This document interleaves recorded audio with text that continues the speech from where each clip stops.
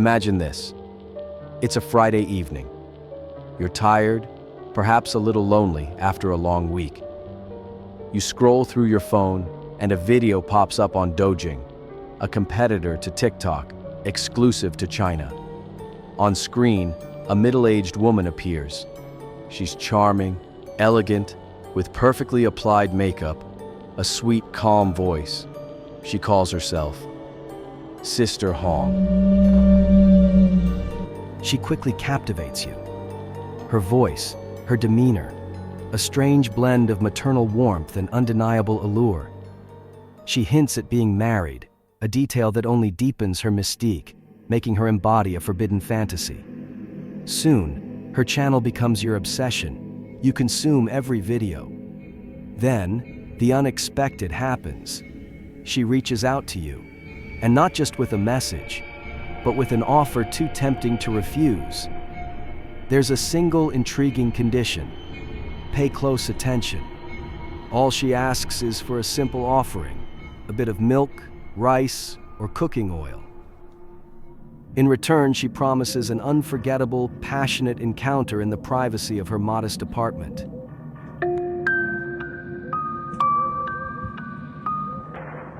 You arrive. You drink. Minutes turn into hours. As you become intoxicated, you kiss Sister Hong. The excitement builds. You move to the bedroom, the lights dim, and only then, in the soft glow, does the horrifying truth dawn on you. Sister Hong is, in fact, a man disguised as a woman. Drunk, aroused, perhaps even drugged, you push the realization aside. You go through with it. You have sex.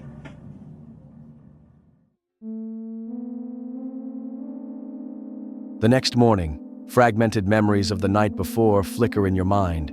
Some remember everything with chilling clarity. Others recall little beyond a haze. You flee the apartment, but your nightmare has only just begun.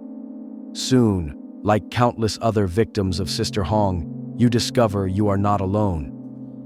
You are one among hundreds, perhaps even thousands, who fell into the same insidious trap. For weeks, the enigma of Sister Hong dominated mobile screens across half the country.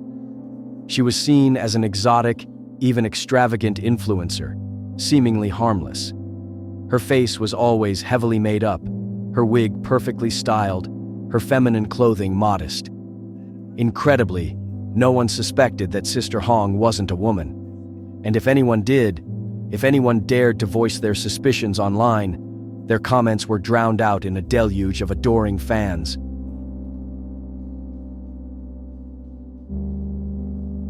But behind that meticulously crafted image you see on screen lurked Zhao, a 38-year-old man. When in disguise, he obsessively paid attention to every single detail. He used compression tapes to conceal his genitals, fake breast prostheses, padded female underwear. He applied professional makeup to simulate a feminine facial structure and practiced voice dubbing techniques for dozens upon dozens of hours to soften his voice. Zhao had perfected his character over years of practice. He seduced men, asking them for food and money.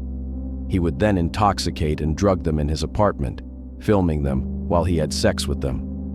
And then, without any loss in this chilling scheme, he distributed the tapes on the dark web as amateur pornography. Tapes that, unbeknownst to his victims, gained immense popularity on the Asian side of the dark web.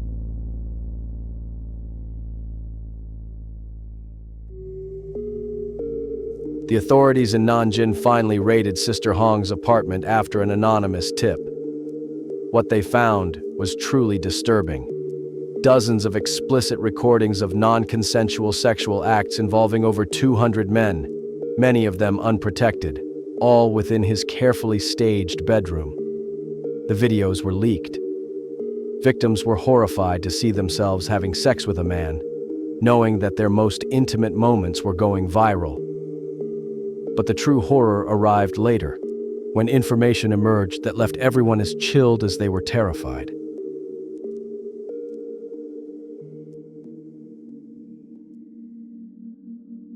Put yourself in their shoes.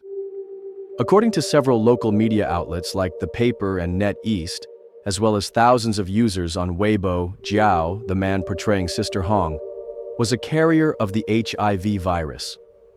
Some claimed he had contracted it in 2019 and had since abandoned antiretroviral treatment. Others asserted that Jiao knew perfectly well he was positive and yet continued to have unprotected sex, whether out of pure disinterest, indolence, or perhaps with the objective of punishing the men who rejected him in real life when he was simply himself, not Sister Hong.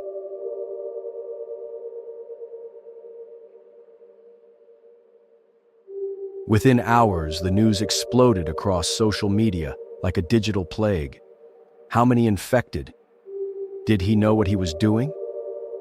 Are we facing the largest sexual assault in modern history? These questions plagued the social networks of the Asian giant. Authorities confirmed the figure of at least 237 direct victims, but Chinese police admitted they would not be able to gather all the intimate encounters Jiao might have had. Unofficially, there was talk of more than 1,600 men who had allegedly passed through Sister Hong's apartment from 2022 until the present day.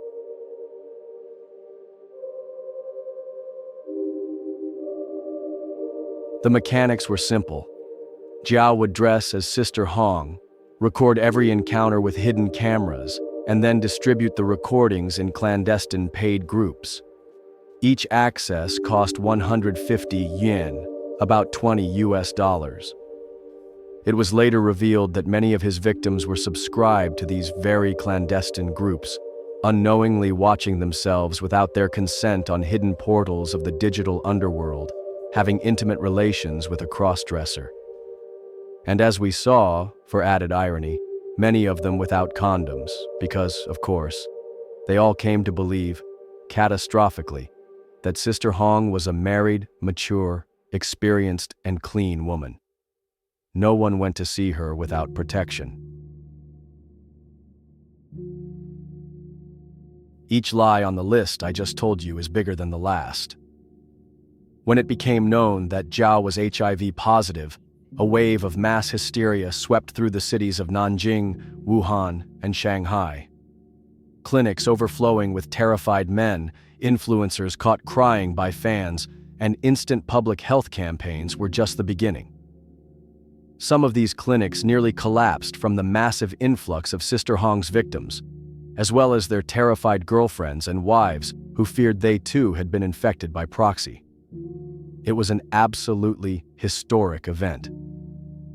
One victim, who tested positive for HIV after being abused by Sister Hong, declared, "Not only was I deceived, I was infected. This guy is a silent killer in a wig."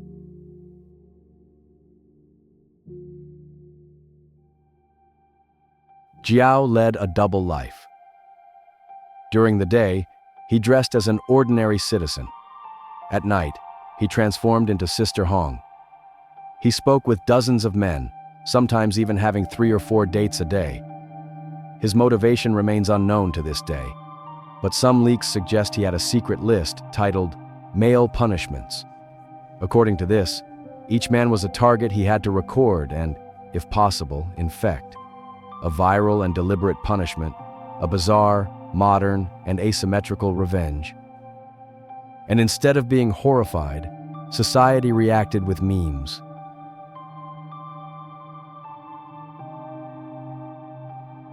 The figure of Sister Hong became a trending topic on social media, with filters imitating her makeup, Halloween costumes, and even sex toys parodying her image. No one seemed to understand, or perhaps no one seemed to care about the true dimension of the case. A man with HIV recording non-consensual sexual encounters, disguised as a woman, and broadcasting it as erotic entertainment. How rotten must the internet be for that to become funny? Apparently, very rotten.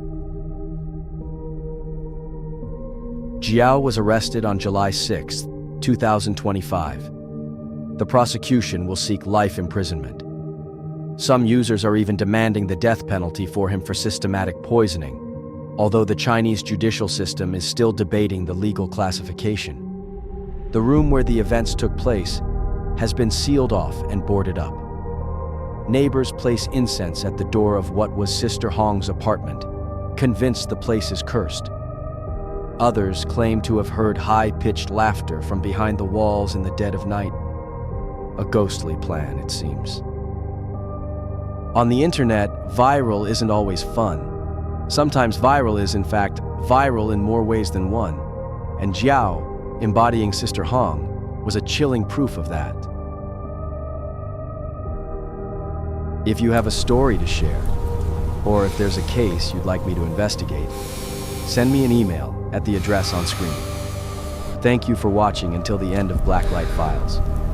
Don't forget to like, share, and subscribe for more unsettling stories from the shadows of the internet. I'll be reading your comments in the comments section. Looking forward to hearing what you think.